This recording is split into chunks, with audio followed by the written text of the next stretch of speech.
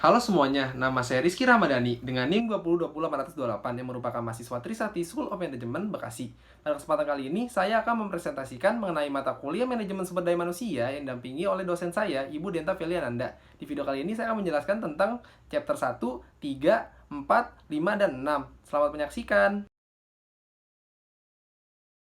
Human Resource Management merupakan proses memperoleh, melatih, menilai, dan memberi kompensasi terhadap karyawan, serta mewujudkan hubungan tenaga kerja dari kesehatan, keselamatan, dan masalah keadilan. Hal ini sangat penting bagi perusahaan untuk meningkatkan laba dan kinerja perusahaan.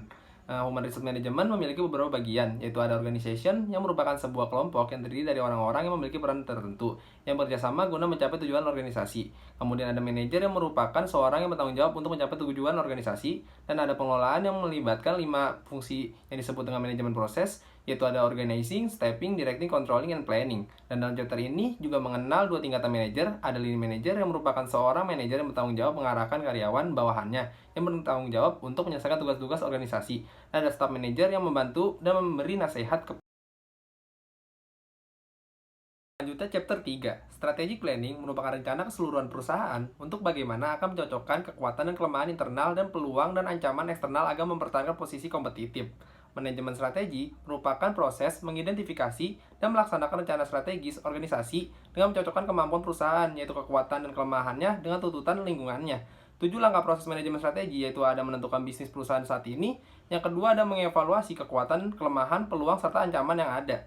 Yang ketiga merumuskan arah bisnis yang baru, yang keempat ada memutuskan tujuan strategis, yang kelima memilih strategis, yang keenam mengimplementasikan rencana strategis, yang ketujuh mengevaluasi rencana strategis. Kemudian di chapter ini ada 3 tipe perencanaan strategis, yaitu ada komparasi strategi, kompetitif strategi, dan fungsional strategi. Kemudian dan di chapter ini juga menjelaskan manajemen sumber daya manusia adalah suatu proses merumuskan dan melaksanakan kebijakan atau praktek sumber daya manusia yang menghasilkan kompetisi dan perilaku karyawan yang diperlukan perusahaan untuk mencapai tujuan. Selanjutnya, chapter 4. Talent Management merupakan proses perencanaan, merekrut, dan mengembangkan, mengatur, mengompensasi pegawai yang berorientasi pada tujuan. Job Analysis adalah proses menentukan tugas dan persyaratan keterampilan dari suatu pekerjaan dan jenis orang yang harus bekerjakan untuk itu. Dan Job Analysis adalah alat memberikan informasi untuk membuat job description dan job specification. Metode untuk mendapatkan informasi Job Analysis adalah dengan cara melakukan interview, dan interview bisa dilakukan dengan kelompok maupun individu. Maupun kelompok dan individu itu juga ada kuesioner, observasi, partisipan dari Orlog, kuantitatif job analisis teknik, elektronik, dan analisis method. Dan kemudian yang terdapat job description adalah job identification, job summary, relationship mengenai hubungan dalam pekerjaan antara pegawai dengan sesama orang di dalamnya, organisasi maupun di luar organisasi, responsibility and duties yang merupakan inti dari job description. Kemudian ada standar performance and working condition, dan yang terakhir ada job specification. Selanjutnya, chapter 5. Workforce planning merupakan proses menentukan posisi yang dibutuhkan oleh perusahaan dengan cara mengisi posisi tersebut. Tujuannya adalah untuk mengidentifikasi dan mengatasi kesenjangan antara tenaga kerja perusahaan hari ini dan kebutuhan tenaga kerja. Employment recruiting merupakan suatu tindakan mencari atau menarik pencari kerja untuk posisi yang masih kosong di perusahaan tersebut. Strategi workforce planning dibagi menjadi 3, yaitu ada forecasting personal need atau labor demand, forecasting the supply of inside candidate, dan forecasting the supply of outside candidate.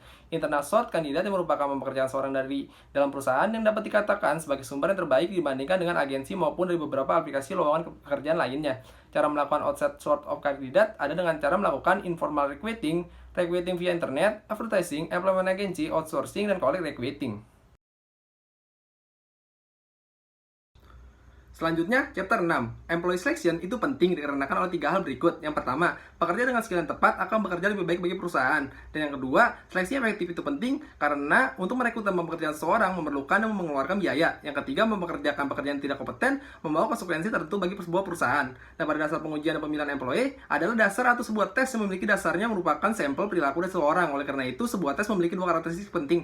Yang pertama ada reliability, yaitu skor konsisten yang diperoleh oleh seseorang ketika dites kembali dengan tes yang identik atau tes yang sama. Kemudian ada tes validity, adalah akurasi di dalam sebuah tes, interview, dan lain-lainnya. Hal ini dapat dilakukan dengan melakukan kriteria validity, content validity, dan construct validity. Dalam sebuah chapter 6 ini terdapat 4 tipe employee test. Yang pertama ada tes kemampuan kognitif, yang kedua ada tes kemampuan motorik dan fisik, yang ketiga ada tes kepribadian dan minat, yang keempat ada tes achievement test.